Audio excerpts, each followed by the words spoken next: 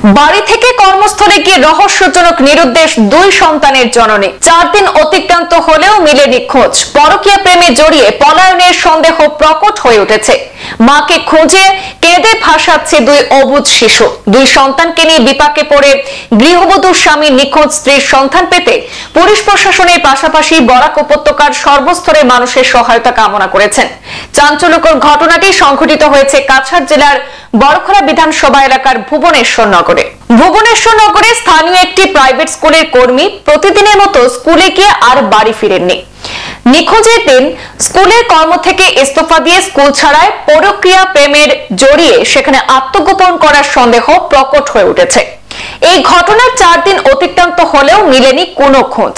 এদিকে মাকে খুঁজে না পেয়ে কেঁদে ভাসাচ্ছে দুই অবুঝ শিশু।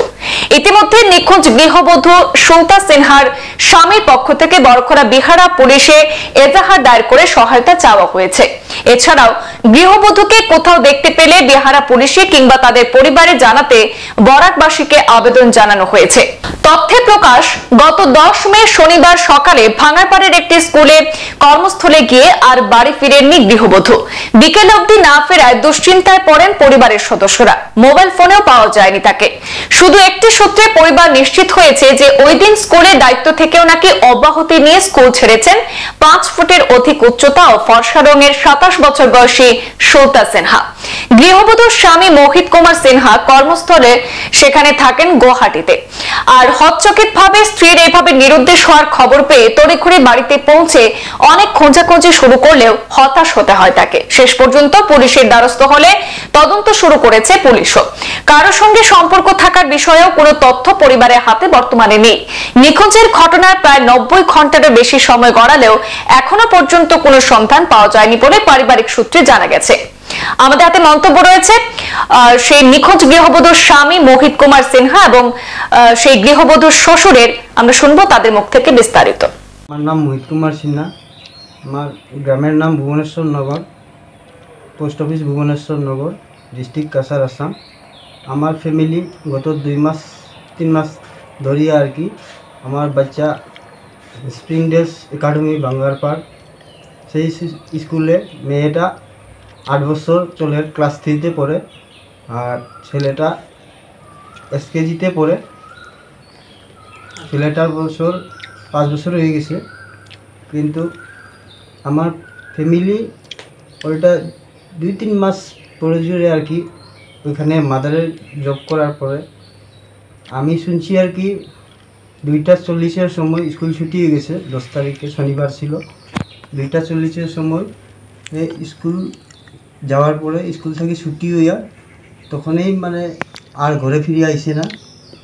2:40-এর পরে আর কি যোগাযোগ আমি একবার পাইছিলাম, ফোন একটা করছিল, আমি এখন বাড়িতেও ফিরে আসবো না বলছে। তারপরে নাই মানুষটা কে যে চক্রান্ত করছে আমি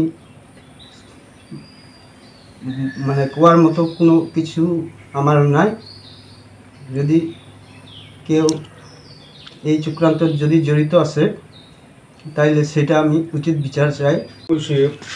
এই যে মেয়েটা কি নাম, সুলতা, স্প্রিং স্কুলের মধ্যে 3 মাস হয়েছে কোনো মাদার ডিউটি করে, মাদার টিচার ডিউটি করে।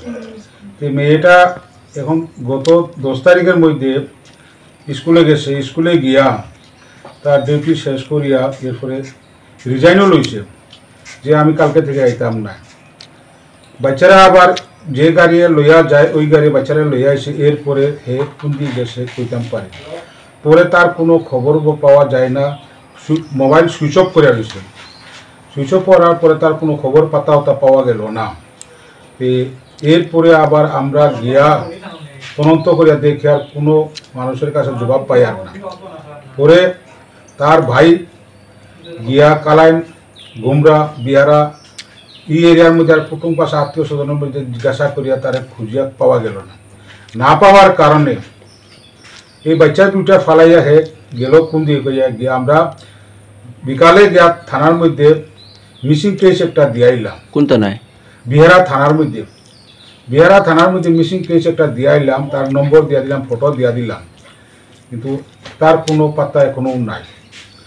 গতিকে আমরা এখন এই যে মিডিয়ার থেকে তারারে দেখায় দিলে মানে খবরটা যে কোনো মতে পাওয়া যাইব কইয়া যারা এই মেয়েটারে পায় যে কোনো লোকেশনের মধ্যে আমরা যে নম্বর দিব ওই নম্বরের মধ্যে আপনারা ফোন করি আমরা ইনফরমেশনটা দিবা আর যদিও পাও না তাহলে লোকাল থানার মধ্যে গিয়ে আপনারা রিপোর্ট করিয়া দিয়া দিবা। সংবাদ এ পর্যন্তই। পরবর্তী অন্যান্য আপডেট পেতে সাথে থাকুন। ধন্যবাদ।